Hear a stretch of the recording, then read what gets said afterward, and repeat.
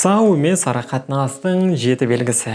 Бәріне сәлем менің құрбыларым. Сендермен әрдайым мен сүйікті интернет достарың Санжар Айдар. Және менің бір сұрағым бар. Сау арақатынас пен сау емес мүлдем болашағы жоқ арақатынасты қалай ажыратамыз? Білесің бе, кейбір адамдар арақатынасқа түссе де бұл оларға қуаныш әкелмей жатады. Себебі сол арақатынас бір тәуелділік есебінен болып жатады. Жалпы оларды қалай атай берсек те түпкі мағынасы олардың нағыз бақыт әкелмейтіндігінде. Келесідей сөз де бар. Бірге жүрсең ұнамайды, бөлек жүрсең шырылдайды деген. Міне бұл тура сол жағдай. Осындай арақатынастағы адамдарда ләззат болмайды. Ал ажырау жайлы ой бір ыңғайсыздық сезімін тудырып жатады. Бірақ шетінен қарағанда бұл мүлдем олай байқалмайды. Себебі онда әдеттегідей кездесулер де ынта, құмарлық, яғни страсть, және орысша айтқанда конфетный букетный период та бар. Тағы да қыз өте бақытты болғандықтан бір нәрсенің дұрыс емес екендігін бірден байқамай қалуы да мүмкін. Сол үшін қалай сау арақатынас пен мүлдем болашағы жоқ сау емес арақатынасты ажырататынымыз және бұның барлығының алдын алу жайында бүгін сөйлесетін боламыз. Дайынсың ба? Онда кеттік.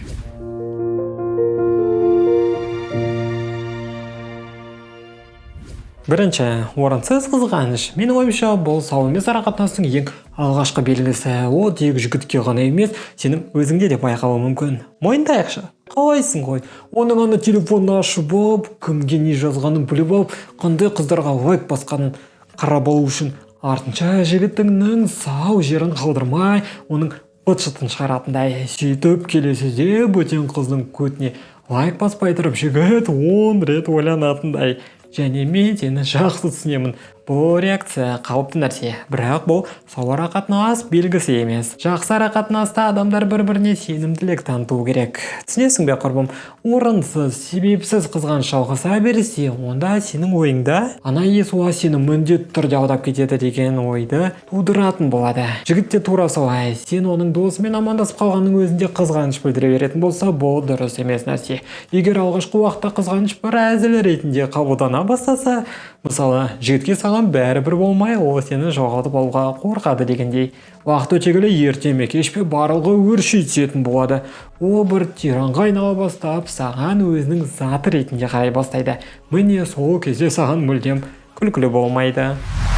Видеоларым саған пайдалы болып жатқанына өте қатты қуаныштымын. Сол үшін дәл қазір лайк басып каналға тіркелуді ұмытпа. Ал біз жалғастырамыз. Екінші, сені әрдайым түзеп жақсартқысы келеді. Алғашында кездесе бастағанда барлығы тамаша болатын. Сен оның ең сүйіктісі, ең әдемісі едің. Алайда бірнеше уақыт өткеннен кейін ол сені кемшіліктеріңді іздей бастады. Сөйтіп саған арықтау да керек болып шықты. Шашыңды да өсіріп бояу керек, өзіңмен айналысу керек, және тағысын тағы. Жалпы айтқанда оған жағудың өзі бір қиын болып кетті. Бұл сау емес арақатынастың бір белгісі. Себебі бақытты әрі сенімді арақатынас өз екінші жартыңды қалай бар, тура солай қабылдауға негізделген.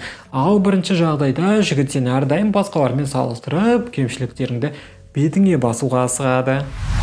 Үшінші, қуаныш пен бақыт әсері байқалмайды. Алдында айтқандай барлығы жақсы басталғанмен бұл қуаныш әсері ұзаққа бармайды. Алдымен ол әзілдеп бастап, кейін болса саған бір заттарға шектеу қоя бастайды. Бұның барлығының себебі өзіңді уайымдаған үшін деп айтып алып, арақатынас сені қанағаттандырып ұшыру керек.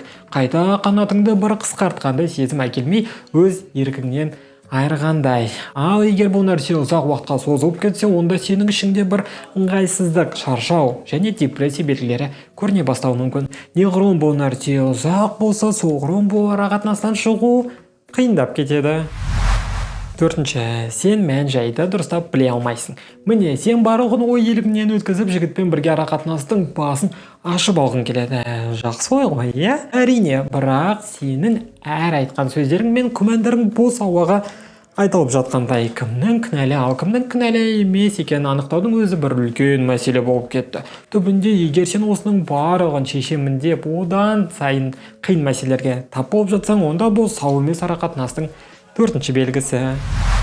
Бесінші, негатив көп. Сенің өміріңде негатив көбейіп кетті. Алғашында барлығы жақсы болып, кейін өз өміріңде жігіттің сені бағаламайтыны, сүймейтіні және мүлдем сағынбайтыны жайлы талқылаулар көп болып кетті делік. Сендердің арақатынастарыңды екі сөзбен сипатта десе, барлығы жаман деуге келеді. Жігіттің бос уақыты болғанда оны сенімен өткізгісі келмейтінін, өзіне лайықты назарды саған бере алмайтынын түсінген сен, осының барлығын құрбыларыңа айтып шағымданып, өзіңді депрессияға келесің. Егер айтылған нәрселер сен жайлы болса, онда бұл арақатынастың сау емес екендігін мен әлі қанша рет қайталауым керек.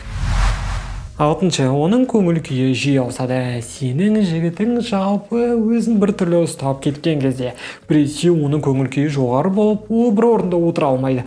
Ал біресе ода депрессиялық травма басталып кетеді. Кей кезде ол сені жақсы көргеннен ауа жетпей құшақтап қоюы да мүмкін. Ал кейде боды. Мен ренжідім, менімен енді сөйлеспе. Егер сен осындай нәрселерді байқайтын болсаң, онда сендердің арақатынастарыңда ешқандай гармония жоқ деген сөз. Себебі сен одан не күтеріңді де білмейсің.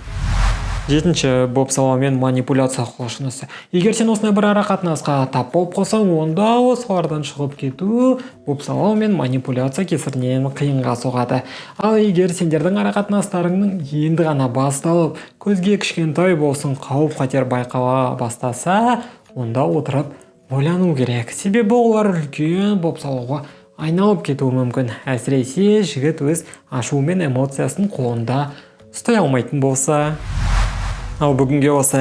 Бұл жалпы толық тізім емес, бірақ ең жиі кездесетіндері. Видеода айтылған кеңестер арқылы өз арманыңдағы жігітіңді тезірек кездестіруіңе тілектеспін. Бұл тақырып жайында көбірек ақпарат білгің келсе, онда дәл қазір менің төмендегі инстаграмыма кірсең болады. Жеке сұрағың болса, онда комментарийге жаз. Мен міндетті түрде оқып жауап беремін. Сенімен бүгін болған мен Санжар Айдар. Келесі видеоларда көріскенше.